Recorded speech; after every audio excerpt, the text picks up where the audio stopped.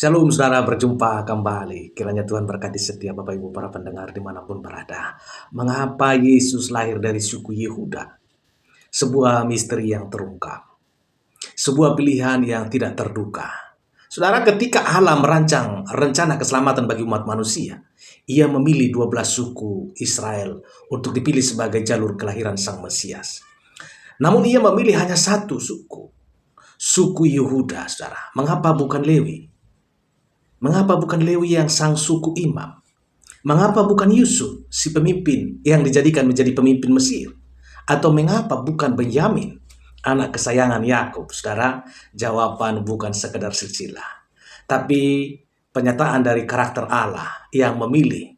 Bukan karena kelayakan, melainkan karena kasih karunia. Haleluya. Saudara, Yehuda bukan anak sulung. Ia bukan anak yang dicintai. Ia bahkan dikenal lewat pengkhianatan, menjual saudaranya Yusuf seharga 20 keping perak.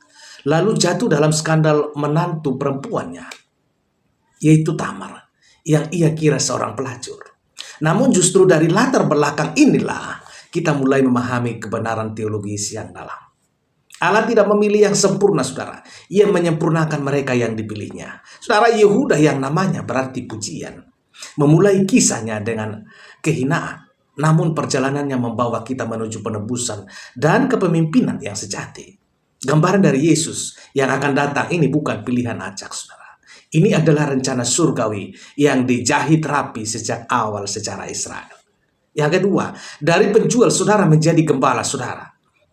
Transformasi yang mengguncang surga. Setelah menjual Yusuf, saudara, Yehuda mengalami penurunan moral.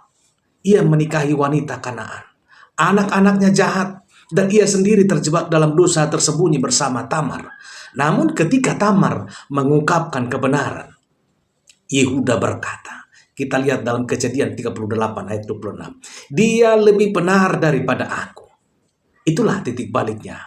Bertahun-tahun kemudian, saat kelaparan memaksa saudara-saudara Yusuf pergi ke Mesir, Yehuda menunjukkan perubahan luar biasa. Ketika Benyamin diminta tetap sebagai budak, Yehuda berdiri dan berkata dalam Kejadian 44 ayat 23, biarlah aku tinggal sebagai budak menggantikan dia. Ini adalah transformasi sejati dari penjual saudara menjadi pengganti saudara. Ini adalah gambaran Kristus yang akan datang dari garis keturunannya. Yesus menyerahkan nyawanya demi menggantikan kita yang seharusnya binasa.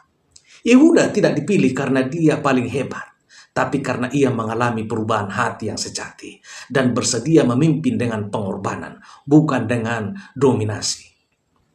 Yang ketiga, proklamasi dari surga.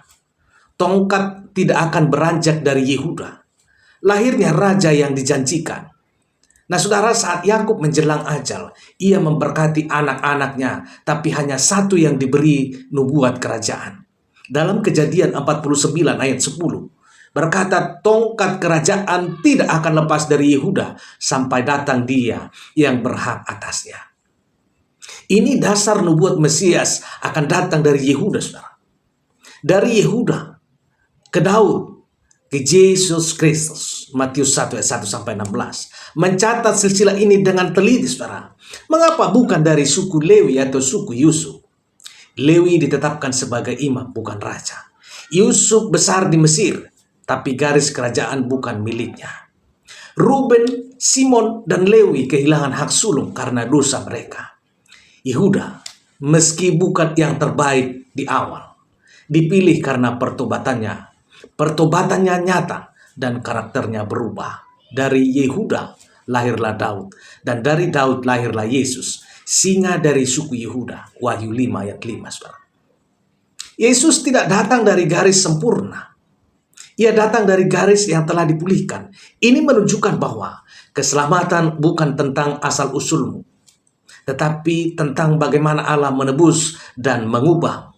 Saudara, sebagai penutup, sejarah Yehuda bukan hanya tentang asal mula Mesias, tapi juga tentang bagaimana kasih karunia Allah bekerja dalam hidup orang-orang yang pernah jatuh.